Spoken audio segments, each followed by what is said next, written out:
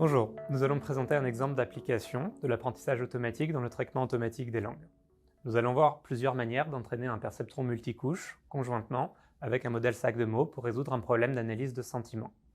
La tâche consiste à étiqueter automatiquement des critiques de films selon qu'elles présentent une opinion positive, qui correspond à l'étiquette 1, ou négative, ce qui est étiqueté avec l'étiquette 0. C'est un problème de classification binaire de texte. Nous allons utiliser pour cela le corpus IMDb, qui est un corpus qui contient 50 000 critiques de films en anglais, extraites du site imdb.com. Chaque critique est étiquetée soit positive avec 1, soit négative avec l'étiquette 0. La distribution des étiquettes est équilibrée. Il y a 25 000 critiques positives et 25 000 critiques négatives. Voici un exemple d'étiquette étiquetée positivement. Voici maintenant un exemple de critique étiquetée négativement. Avant de pouvoir entraîner un modèle, nous devons diviser les données en trois ensembles. Un ensemble d'entraînement, un ensemble de développement et un ensemble d'évaluation. Nous réservons 18 750 critiques pour l'ensemble d'entraînement, 6 250 critiques pour l'ensemble de développement et 25 000 critiques pour l'ensemble d'évaluation. Ainsi, l'ensemble de développement et l'ensemble d'entraînement, ensemble, font la même taille que l'ensemble d'évaluation. Les trois ensembles sont équilibrés, c'est-à-dire qu'ils comportent chacun autant de critiques positives et négatives. Le modèle que nous allons utiliser est un perceptron multicouche. Nous allons classifier chaque document du corpus d'entraînement à l'aide de ce modèle. Un perceptron multicouche reçoit en entrée un vecteur de traits numériques et produit un score en sortie. Ce score est ensuite transformé en probabilité à l'aide de la formule qui est affichée ici. Pour pouvoir classifier un exemple avec le perceptron, il faut donc préalablement extraire un vecteur de traits du texte de la critique à classifier. Voici une illustration du fonctionnement du modèle. Supposons que la critique à classifier soit le texte « This is a fantastic movie ».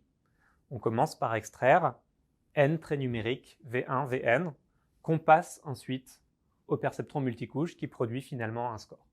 Il nous reste donc à déterminer comment extraire les traits numériques du texte de la critique.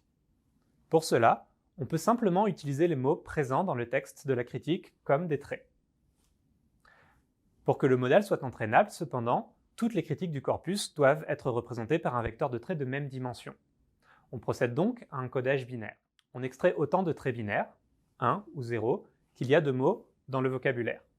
Autrement dit, chaque vecteur de traits a autant de dimensions qu'il y a de mots dans le vocabulaire. Pour tout mot du vocabulaire, si ce mot apparaît dans la critique, le vecteur de trait contient un 1 à la dimension correspondante. Sinon, il contient un 0 à cette dimension.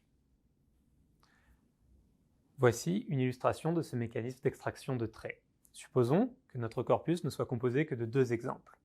This is a fantastic movie, une critique positive, et This film is horrible, une critique négative. Le vocabulaire qui constitue notre corpus est donc constitué des mots fantastic, horrible, this is a movie et film. Pour chacun de ces mots, un trait binaire, 1 ou 0, est extrait pour chacune des deux critiques.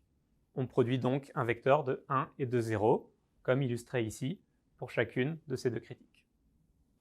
On entraîne le modèle par descente stochastique de gradient sur le corpus d'entraînement. On peut donc bénéficier de parallélisation en mini-batch sur processeur graphique pour un apprentissage très rapide. Pour un perceptron à 3 couches, avec 200 neurones par couche cachée, on obtient, en prenant la moyenne sur 10 initialisations aléatoires du modèle, un score F1 de 88% sur l'ensemble d'évaluation. Le modèle est donc plutôt performant. Une grande majorité des critiques du corpus de test, soit plus de 22 000 sur 25 000, sont bien classées. On peut généraliser ce modèle sac de mots de la façon suivante.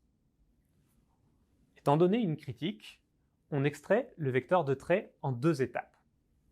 D'abord, à chaque mot du vocabulaire, on associe un vecteur de trait propre à ce mot, ainsi qu'un poids scalaire propre à ce mot. Le vecteur de trait, pour la critique entière, est ensuite obtenu en faisant la somme des vecteurs de trait de chacun des mots qui composent cette critique, pondérés par les poids associés à chacun de ces mots. Voici une illustration de ce mécanisme d'extraction de traits plus général. On procède en deux temps. D'abord, chacun des mots de la critique, This is a fantastic movie, se voit associer son propre vecteur de trait. Chacun de ces mots se voit également associer un poids, W, et enfin, les vecteurs de traits sont pondérés par les poids et sommés pour produire la représentation finale de la critique. On peut donc maintenant définir plusieurs modèles. On peut par exemple utiliser un encodage one-hot et définir des poids qui sont tout le temps égaux à 1. Cela nous permet de retrouver exactement le modèle que nous avons présenté précédemment. Mais on peut également utiliser d'autres mécanismes de pondération en combinaison avec un encodage one-hot. Par exemple, on peut pondérer chaque mot du vocabulaire par sa fréquence d'occurrence dans une critique donnée, c'est-à-dire son score TF.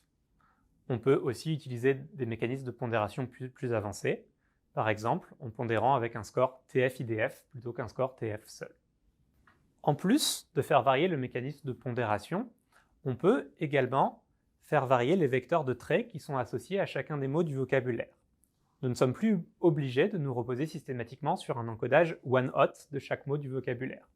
On peut par exemple pré-entraîner un modèle à l'aide de l'outil Word2Vec sur le corpus IMDb. On pourra de surcroît ensuite affiner chacun de ces vecteurs pré-entraînés en les entraînant conjointement avec le perceptron multicouche. De même, on peut paramétriser et apprendre la pondération des vecteurs de traits pour chacun des mots du modèle conjointement avec le perceptron, avec par exemple un mécanisme d'attention. Voici les performances obtenues pour les différentes combinaisons de modèles que nous avons évoquées ci-avant. Les plongements lexicaux préappris, ici, sont des vecteurs de dimension 200 pré-entraînés avec Word2Vec. On constate que le meilleur modèle parmi ceux testés semble être la pondération de traits binaires one-hot par fréquence d'occurrence. Sur cette tâche, et pour la classe de modèles considérée, les plongements lexicaux pré-entraînés obtiennent des performances un peu inférieures à celles des traits binaires. Toutefois, on peut modérer un peu cette conclusion. Les vecteurs de traits binaires ont dans cette application 48 246 dimensions. C'est la taille du vocabulaire du corpus d'entraînement. Tandis que les plongements lexicaux pré-entraînés sont des vecteurs beaucoup plus petits, à 200 dimensions. La couche d'entrée du perceptron comporte donc 48 246 multiplié par 200 connexions dans le cas des vecteurs binaires one-hot. En revanche, dans le cas des plongements lexicaux pré-entraînés, cette couche d'entrée du perceptron ne comporte que 200 multiplié par 200 connexions. En conséquence, l'entraînement, dans ce second cas, multiplie des matrices beaucoup plus petites et est de ce fait considérablement plus rapide. De plus, les modèles pré-entraînés puis affinés, conjointement avec l'apprentissage du perceptron multicouche, ont des performances extrêmement proches des modèles one-hot.